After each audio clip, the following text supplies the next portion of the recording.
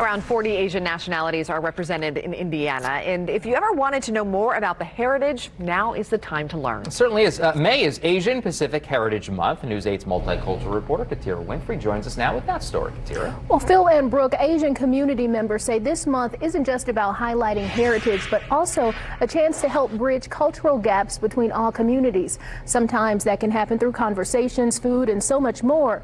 And you can find it all in central Indiana.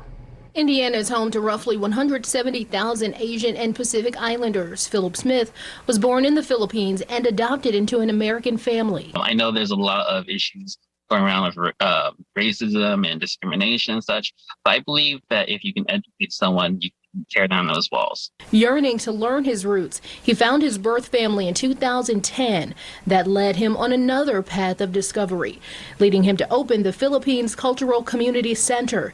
It's a safe space to bask in culture, from food, clothing, language classes, and more. It kind of snowballed into the fact that, like, wow, this is really getting big. There's a lot more Filipinos than we imagined. He says growing up Asian in a white American family created challenges, but he says for other Asians, it doesn't have to be that way. Immersing yourself into different cultures helps see just how much we are alike. There's so many different ways you can say that, this is the month I'm going to take some moment to learn about different culture, who they are. Rupal Thanwala is president of the Asian American Alliance. In a typical year, there would be in-person events to experience and learn about the culture. But in the midst of the pandemic, the dozens of restaurants and places of worship could be good places to start. And this also sends a message to the communities that, we are accepting this demographic as part of our community, our neighbors, our friends.